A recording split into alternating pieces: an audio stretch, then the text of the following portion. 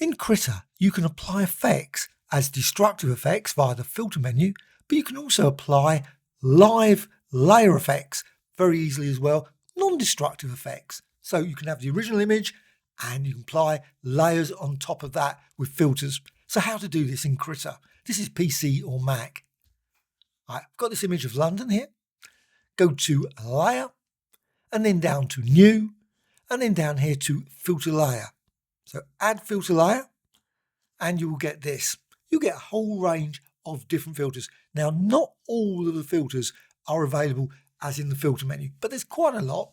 And I'm going to go down for this one, Other and Wave. So with Wave, you've got options here to modify this image of London. You can just tweak all these settings. Let's just change the wavelength, change the shift, change the amplitude, and you can see then you get a lovely wavy effect of Big Ben in this case. You can also modify the vertical settings as well. And there's other settings you can apply. Now, you can only apply one in each of these filter layers. So click OK. And you've got that filter layer applied there. Now, it's non-destructive. So it's still there. That London image is still untouched. So if you just go over here to Layers panel, just click here, it's gone.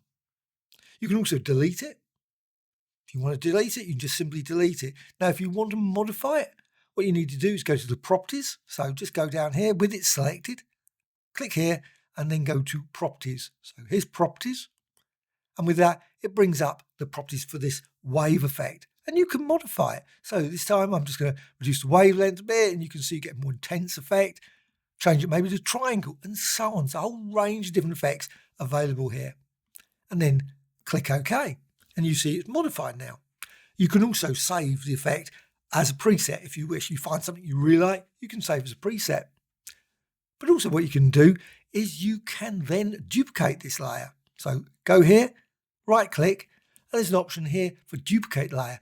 And you can duplicate a filter layer. You can also, of course, add multiple filter layers as well. So you could have a blur on top of this or a blur below it.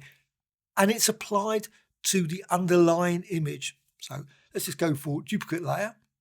And now with this duplicate layer, this effect is applied even more intense. But again, you can modify the properties. So go down here again, click here and properties. Properties, you can just tweak this. So you can just change this setting and change that, amplitude, and so on. Maybe go for that one. And so click OK. They're independent. So changing one doesn't change the other one. This one is completely independent. But also what you can do, you've got here, copy. That's the blending between those layers. And you can go, well, I don't want that one. I want this one, maybe darken. So darken, you can see now you're blending that filter effect in darken. The other one is applied still as copy, and you can change that one as well. So let's just go for overlay and so on. So you can create some really interesting combinations of filter effects simply by just tweaking these settings, going through these. And of course you can apply multiple filter layers, maybe have 10, 15 of them. Also, anything that's below this one will be modified. So if I go and change this one now, I'm just going to quickly go to filter, blur and Gaussian blur. So I'm just going to blur it very quickly and increase this up, click OK. So you've got this image. Now that effect is destructive.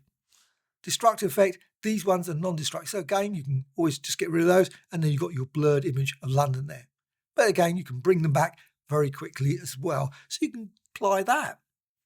You can also apply it to other layers. So let's just go for, with this one selected, layer, new, and let's go for a vector layer. So vector layer. So vector layer there. I'm just going to go for a very quick vector of a rectangle, and let's just create that. And now you can see the effect there. It's happening to that shape. So that shape is also modified. And of course, you can then tweak this shape. You move it around, reposition it. And also, as you do that, it will change as well. Again, the effect is applied to that. It's below these filters. I don't particularly want it, so I'm just going to delete it. So delete that layer. Also, go for here, layer, new, and maybe go down here to fill layer. So fill layer. And I'm going to go with a pattern. So let's go for a pattern. Now here's a stripe design. Please check my previous video on how to create stripe designs. You've got a stripe design there. Select that. You can also apply transforms. So you can rotate it a bit, say. And then click OK. And there it is. It's applied above this background, but the filter effect is still applied to this. And also what you can do, you've got this fill layer, you can go here to blend modes, and you can change that, maybe go with darken. So you've got the effect applied to Big Ben, as well as the wave, and also these filters here. And you can still continue to modify them and add additional ones if you want. Right, that's it. A whole range of different options available via this non-destructive effect in Krita. Hope you found this of interest. Any questions, please let me know in the comments below. Will you be using this filter effect? Have you used this filter effect? Have you found it useful? Have you found issues with it? Found things that you think, you know what, it would be better if it did this or did that? Always great to know in your comments. Also, please subscribe to the channel. Always adding new videos about Krita all the time. A like or dislike, always appreciated. Bye.